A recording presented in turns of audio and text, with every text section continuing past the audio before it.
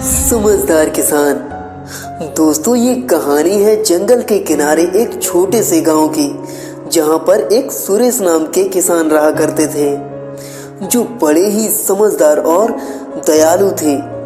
एक दिन जंगल से अचानक उनके खेत में एक बहुत बड़ा भालू आ गया।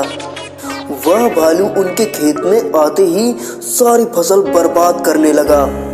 तो किसान ने कहा, देखो भाई, ऐसा मत करो, हमने बहुत मेहनत की है इस फसल को तैयार करने में। तुम जैसा कहोगे हम वही तुम्हें खिलाएंगे, हम वैसा ही करेंगे। तो दोस्तों, भालू ने कुछ विचार करते हुए कहा, ठीक है, जैसा मैं कहूँगा वैसा ही तुम करोगे। और सुनो, ज्यादा होशियारी नहीं करना, समझ गए? तो तुम्हें करना क्या है, देखो मैं बताता हूँ।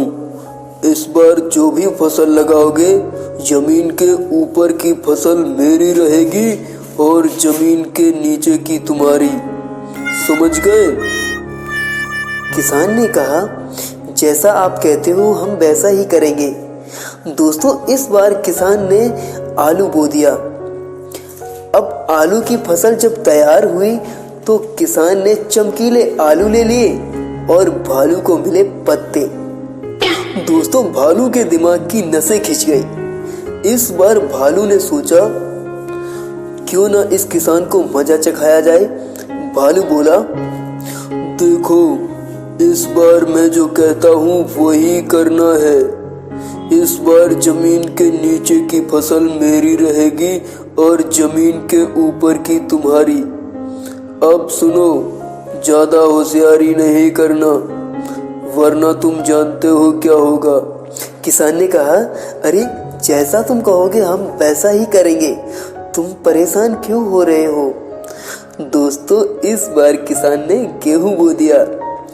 अब गेहूं की फसल जैसे ही तैयार हुई, किसान को मिले चमकीले गेहूं और भालू को मिली जड़ें। दोस्तों, देखा किसान का दिमाग। इस बार भालू ने किसान को मजा चखाने के लिए एक चैलेंज रखा और कहा, अब सुनो, तुमने जमीन के ऊपर की फसल ले ली और नीचे की भी ले ली, मुझे कुछ नहीं मिला।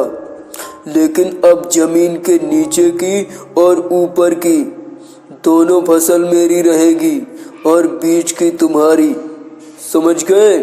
इस बार देखता हूँ तुम क्या लगाओगे। तो दोस्तों, ये सुनकर किसान के दिमाग में एक आइडिया आया, क्यों ना इस बार गन्ना लगाया जाए। क्योंकि भालू ने कहा था कि जमीन के नीचे की फसल मेरी और सबसे ऊपर की भी मेरी, बीच की तुम्हारी। अब तुम समझो क्या लगाना है। तो किसान ने गन्ना लगा दिया। दोस्तों, जैसे ही गन्ने की फसल तैयार हुई, अब भालू को मिले ऊपर के पत्ते और नीचे की जड़ें। इस बार भालू का दिमाग चकरा गया और वो वापस जंगल में चला गया। दोस्तों, ये थी समझदार किसान की कहानी। तो दोस्तों, इस कहानी से हमें सीख मिलती है कि जब हमारा सामना किसी बहुत बड़े ताकतवर जानवर या व्यक्ति से होता है तो उसे ताकत से नहीं, दिमाग से हराया जाता है। दोस्तों, आपने इस कहानी से क्या सीखा, हमें कमेंट बॉक्स में ज़रूर बताएं और जुड़े रहें हमारी इस पिंट्रा वेब के साथ, क्योंकि हम ऐसी ही मज़ेदार कहानियाँ आप लोगों के लिए लाते रहते हैं। तब तक के लिए धन्यवाद दोस्तों, आप अपना ख्याल रखिए।